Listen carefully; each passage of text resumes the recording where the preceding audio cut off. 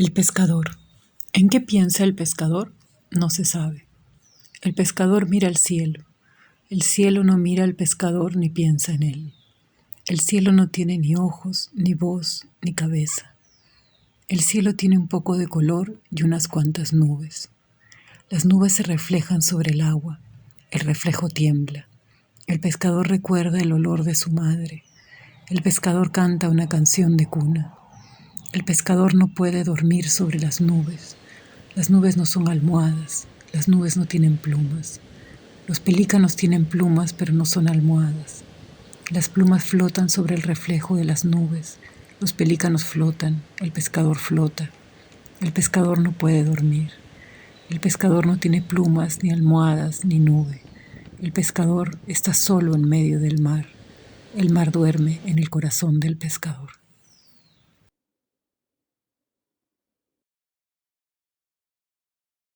Creo que en las palabras suelen replicarse los mismos debates, tensiones y enfrentamientos que en las sociedades que las pronuncian. Política es una palabra donde esa pugna se hace evidente, porque han proliferado quienes procuran reducir el concepto política a partidismo, ser persona política a ser militante, afiliado, candidato, pensar políticamente a pensar maquiavélicamente. Esto persigue un objetivo, y convengamos que lo consigue muchas veces, empequeñecer la discusión que toda sociedad debe darse acerca de su presente, de su pasado y de su destino. Arte, educación y política son conceptos entramados y dependientes. Si la educación es vapuleada la palabra de nuestros niños y nuestros jóvenes, y con la palabra sus capacidades, sus sueños y sus derechos. Si, como dijo Dalmiro Sáenz, el arte es cagarte de frío, tarde o temprano el arte se vuelve político. Creo que el arte es la única posibilidad que tiene el humano de salirse del molde. Creo que vivir en sociedad es una gran exigencia, ya que uno todo el tiempo está puesto en función de necesidades que generalmente no son las de uno. ¿O sí? La cosa es que el arte tiene esa maravillosa posibilidad de trascender. Lo que pienso en términos generales es que cuando escribo lo hago sobre una historia de vida, no una idea. O sea, yo no soy la UNESCO escribiendo, no es una declaración lo que escribo, sino un reflejo de una narrativa con una dramática, con personajes que toman decisiones, por supuesto, y que viven en un contexto, pero que viven una vida, con las complejidades de la vida. Y esto no excluye el tomar posiciones, pero sí incluye todos los escenarios. Y no ando escribiendo con el dedo señalando. Sobre todo también porque entonces, ¿qué lector me imagino yo? Uno que no tiene capacidad de decidir, uno al que yo le tengo que dar todo tan digerido como para interpretar las cosas de ninguna manera, ¿no? Fue en el tiempo de la abuela o antes. Los niños aprendieron la lengua de los búhos. Vocales que colgaban de la noche, consonantes que crujían como hojas secas. Niños y búhos se reunían donde comienza el bosque. Te lo contaré como me lo contaron a mí. Había una vez una estrella dormida en el ramaje. Había una vez palabras que nacían, una por una, del corazón del castaño. Había una vez un silabario perfecto, una tela de araña. Siempre se tiende a tener un canon literario escolarizante en el cual responde a ciertos formatos, a ciertos géneros que tienen que ver con que en cada grado se debe enseñar o la leyenda, o un cuento, una novela. Ahora, sin perder de vista esta cuestión del género literario, podemos salir de ese canon escolar de las lecturas de manual para incorporar otros libros con otras propuestas que tengan otras temáticas, que son temáticas que nos atraviesan en lo cotidiano. La vida misma, desde la poesía, la muerte, los conflictos, la política. Entonces, todos esos temas, que algunos son tabú, pueden ser abordados desde la literatura con distintas puertas de entrada, en donde invitan a las niñeces a pensar cada uno de su lugar y cómo se va a ir dando de la mano la literatura con la política y el espacio escolar. No me animé con Lovecraft por los padres. Básicamente es miedo a los padres. Sé que hay compañeras que han tenido problemas en la escuela por el tema de los cuentos de terror. Encima yo no estoy dando cuentos de terror. Creo que viene por ese lado, el miedo a los padres y que se vayan a quejar. Pienso que es central la concepción de infancia que tengamos. Desligar a las infancias el sentido de lo infantil o de esa mirada infantilizante tiene que ver con la dimensión política que le demos a la niñez, a su modo de estar y de actuar en el mundo. Para este tema, creo que el posicionamiento que abre nuevas posibilidades es entender a niños, niñas y jóvenes como sujetos lectores con derechos y poderes propios. Pienso que esos textos que ofrecen resoluciones colectivas o que dan paso a la subjetividad ponen en juego lo social de una manera diferente y más interesante para la resolución de conflictos desde la apuesta estética, ¿no? Federico, ¿qué te gustaría comer? Mi gato Federico me gusta cuando tiene hambre. El otro día pensé que tenía mucha hambre, porque decía miau, miau, miau, miau. Entonces le dije, pero Federico, tiene el plato lleno de comida. ¿Qué te gustaría comer? Él come una pata de atún. Rico helado pitato yan. Chocolate pitato yan tua. Federico tiene una maután. ¿Quiere pedir una pizza de latantito con aceituna? ¿O quiere comer un plato de sopa de batena? No. ¡No! Entonces, vi que tenía una amiguita que le mordía la cola.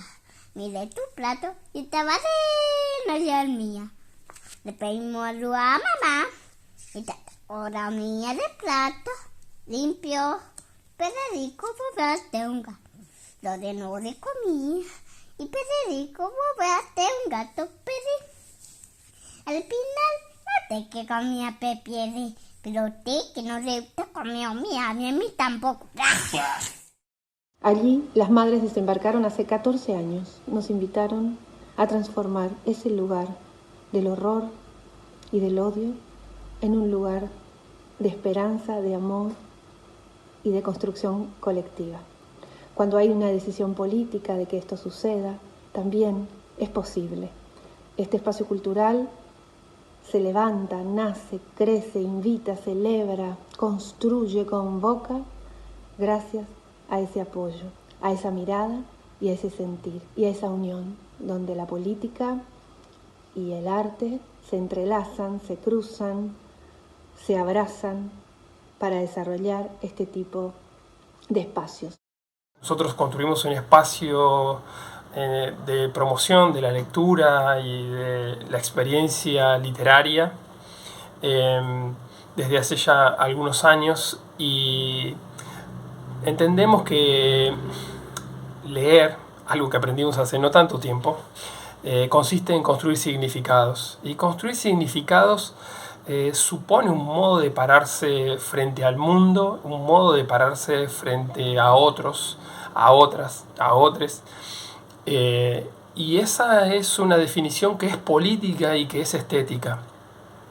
Es política porque supone una manera de entender cómo nos relacionamos con otros, si somos iguales, si estamos atravesados por diferencias y por desigualdades, si somos todos equivalentes o si las relaciones están atravesadas por esas desigualdades que son sociales y que son culturales. Y es estética porque también ofrece un modo de entender a aquellos que vemos con un brillo o con un dolor incluso que está atravesado por nuestra propia experiencia. Les quiero contar una anécdota. Hace mucho vino un estudiante y me preguntó: acá en la biblioteca, vos que tenés de todo, ¿no tendrás por casualidad un par de medias? En ese momento no tenía, pero a partir de ese momento les quiero mostrar que en la biblioteca tenemos de todo, hasta un par de medias.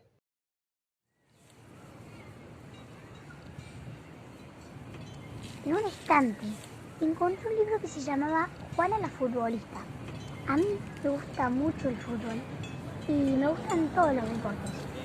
Por eso lo agarré y le dije a mi mamá: mamá, mira, encontré un libro de fútbol, ¿lo puedo llevar? Ella me dijo sí. Fui, lo leí con mi mamá, hay veces que me llevo uno, lo leo sola o lo leo con mi mamá. Y ese lo leí con mi mamá y me encantó. Detrás de un texto, una imagen, una música, hay una postura, un modo de pensar y mirar el mundo, la ideología del autor, el tiempo histórico, el contexto de producción. Lo personal es político, se ha dicho, y podemos transferir este concepto a la certeza de que la lectura es un hecho político, en tanto nos construye como sujetos activos, pensantes y críticos, a la vez que es un acto social con fuerte trascendencia en la transformación de la realidad. Cuando un editor selecciona un texto, siempre está tomando partido. Elige, decide esto y no lo otro.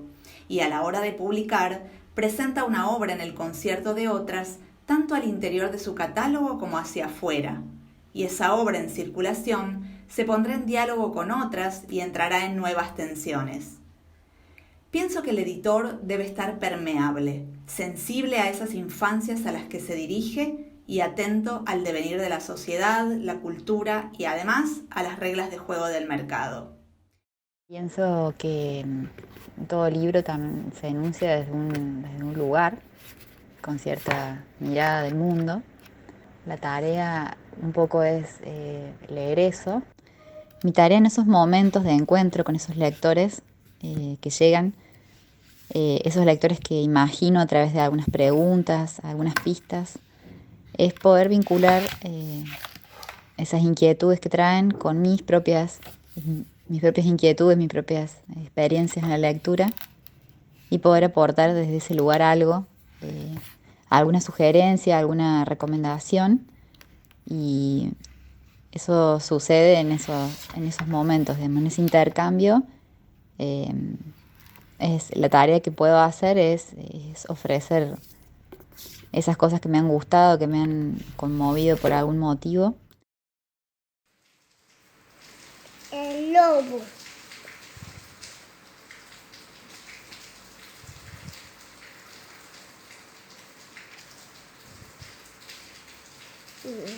Pongo mi ojo. Pongo mi nariz. Me pongo mi ojo. Me pongo mi otro ojo. Me pongo mi orejas. Me pongo mis dientes. Me pongo mis selfies.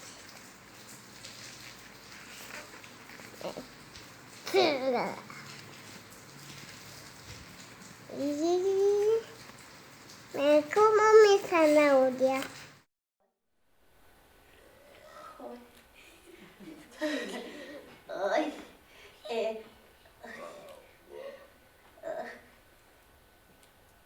¿Qué puede hacer una niña tímida? una niña que tiene semejante nariz, patitas chuecas y ropa vieja, deslucida. ¿Qué puede hacer esa niña que se sabe invisible para con sus compañeras de grado?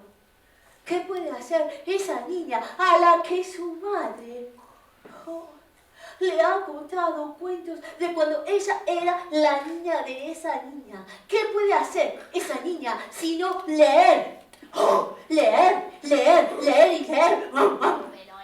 Desaforadamente. Todo, pero todo lo que hay en su casa.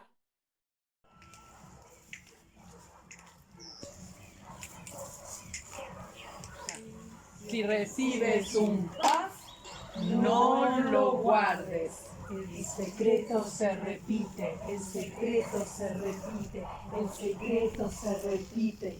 Cada noche su repique, aunque nadie más que tú lo oye. Entiendo lo político en el arte como sinónimo de transformador de las personas. Algo profundo se moviliza en quienes deciden dejarse atravesar por cualquiera de los lenguajes artísticos. Uno de mis lugares políticos que hoy milito es hablar desde un lugar situado y asumir desde dónde estoy hablando cuando comparto mis conocimientos, ya sea en un ensayo como actriz, ya sea como directora o ya sea como pedagoga en un taller. ¿Qué es la poesía? Yo es nosotros. 1. La poesía es un arte colectivo y público porque va empujando de manera imperceptible pero obstinada los usos y los límites de la lengua común, de lo que se puede pensar, decir y sentir con palabras. 2. La poesía es una tecnología de la palabra y una pedagogía de la atención. Su gemela maligna, la publicidad, nos pide que compremos lo que no necesitamos, lo que no podemos pagar, lo que no nos hace bien desear. Sobre todo, trata de persuadirnos de que adquirir y acumular objetos es importante, hermoso, placentero. La poesía es publicidad pública. 3. La poesía no es irrelevante, es todo lo contrario, es pegajosa. Por eso se nos pega a la atención y a la memoria. 4. En una época que inventó una economía de la fragmentación, extracción y capitalización de la atención, la poesía tiene todo que decir. 5.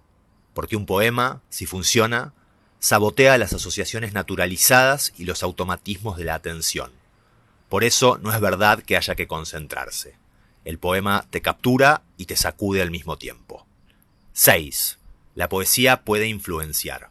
Hagamos que les influencers reciten poesía, que les famosos lean poesía en voz alta. Hay que redistribuir el capital simbólico, que es menos inaccesible que el financiero. Hackeemos la atención. 7. La poesía es espectacular, y también puede ser un espectáculo, e incluso una celebrity en sí misma. 8. La poesía enseña a leer, y no solo poesía, cualquier cosa. 9. La poesía son poemas, no poetas, que es lo mismo que decir, todos podemos ser poetas si nos gustan las palabras. 10. La poesía es para todo público. No subestima a nadie.